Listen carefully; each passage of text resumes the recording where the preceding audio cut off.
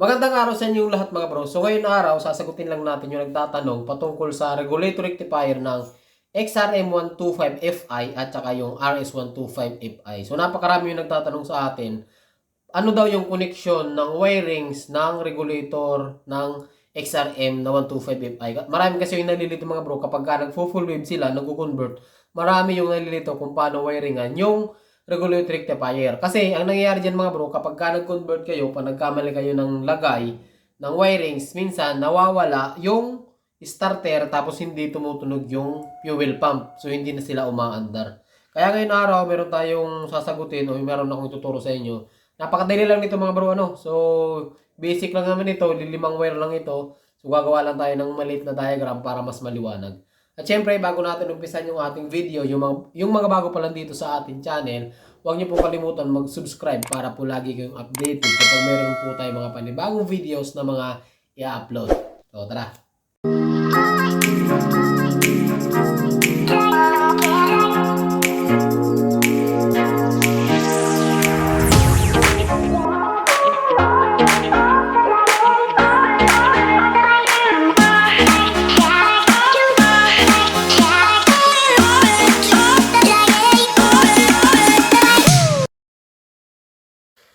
Yeah, mga bro. So panoorin niyo mga bro kasi hindi na po natin uulitin 'to. So kumuha lang ako ng papel tsaka ballpen para mas mabilis nyong makita yung wirings ng regulator rectifier ng XRM125 at saka RS125 na FI. Ano mga bro? So FI po ito, magkaiba po ito doon sa decarburetor na XRM. So dito mga bro, ito po yung rectifier ng XRM125FI. So kung mapapansin nyo, meron na siya ditong bilog. Ayan, ibang design niya, 'di ba? So pagka kinalas natin 'yan, ang laman po nito ay capacitor po 'yan. So meron po siyang built-in na capacitor. Tapos ang terminal niya ay 5. Ayan, kung bibilangin niyo po 'yan, 'di ba 'yan, lagyan natin ng flash. Ayan oh. 1, 2, 3, 4, 5. So mas madaling paraan ang gagawin natin ay nakaganito kasi nandito yung pinakalock nung rectifier. So, itatayo natin na nakaganito. Yan, para mas maliwanag mga bro. So, gagawa tayo ng simpleng diagram lang dito mga bro. Ayan, parang ganito ha. So, tuturo ko lang sa inyo yung diagram nito. Gagayahin natin. Kasi na kayo mga bro sa drawing ko kasi hindi tayo magaling mag-drawing eh. Parang pag ganun siya. Ayan, gagayahin lang natin. Ayan, tapos nandito yung pinaka-terminal niya. Ayan. Lalakihan ko na mga bro para makita nyo. Minsan na kaya. Tapos, meron siyang 4 na terminal. Ay 5. Ganito yung design niya. Diba? Yan. Yan. Take note, nakatayo yan mga bro ha. Yung itsura ng rectifier natin nakaganito. Pasensya na kayo mga bro, ano? Pasensya na kayo kasi ngayon ko lang ito nasagot yung tanong na ito. At actually, marami yung nagtatanong patungkol sa mga wirings. So minsan kasi nawawalan talaga ako ng oras mga bro. Kaya hindi ko basta nagagawa yung yung mga wirings na dapat yung gawin. Tapos naglilipat kasi tayo mga bro ng boarding house. So ngayon ay nasa Santa Cruz na po tayo. Okay, so ganito yan. So lagyan. Yan, so lagyan na natin ng mga ayan. Lagyan na natin ng mga yan, hindi na kayo malilito siguro. Yan, siguro hindi na kayo malilito dyan. Para dun sa nagtanong ha. Ayan mga bro, sabi ko nga sa inyo, lilimang wire lang ang regulator rectifier ng XRM or RS125. So unahin na natin dito mga bro. Dito sa parteng ito mga bro. Ayan, so lagyan muna natin ng mga kulay ha. Ito ay kulay yellow. Ayan. Kulay yellow. Tapos itong isa, sa may taas niya, yan ay kulay white po yan. Makikita nyo yan. Tapos itong sa gitna, ito yung red na may stripe na yellow. Ayan, yellow or white. So, red yellow po yun. Tapos itong isa ay red. Ayan. Tapos itong isa naman ay ito yung ating magiging green. Ayan. So, ayan mga bro ha. Ganun lang po yung wiring diagram ng XRM or RS125.